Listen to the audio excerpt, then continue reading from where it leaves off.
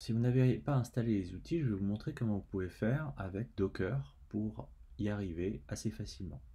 Donc si vous avez installé Docker seulement, ce sera possible.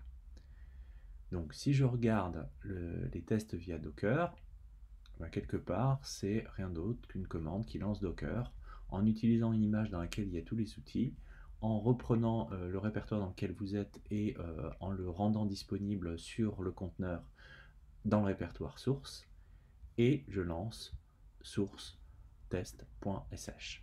Donc quelque part, cette commande-là, je pourrais la taper directement dans une console et je vais le faire tout de suite pour voir ce qui se passe. Donc là, je vais prendre la console qui est là et je vais lancer. Et donc là, vous voyez, ce qui se passe, ça correspond au retour au niveau des tests. Donc là, il n'y a aucun test qui passe, mais on a des affichages. Alors, ce qui serait intéressant, ça serait pour vos propres tests de vous faire un équivalent. Donc là, je vais le copier. Je vais le renommer mes tests via Docker. À la place de source test, je vais faire mes tests. Je vais recopier le test.sh pour le renommer en mes tests. Voilà.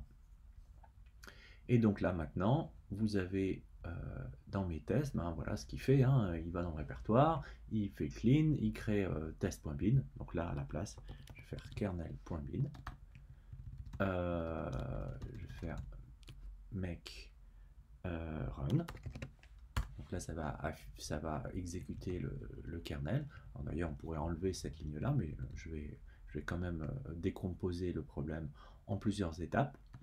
Et là, c'est simplement, comme le processus a été exécuté en tâche de fond, que potentiellement il peut ne pas se terminer, on s'arrêtera au bout d'un certain laps de temps.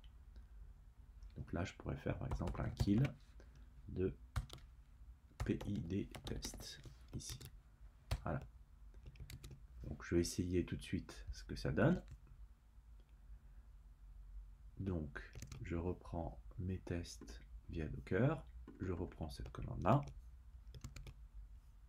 je copie cette commande. Alors, oui, ce que j'ai oublié, c'est de rendre exécutable mes tests.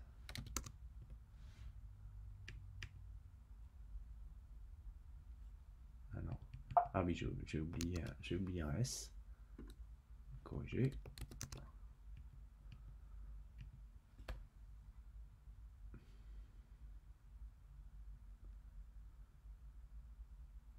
Alors, toujours, petite erreur.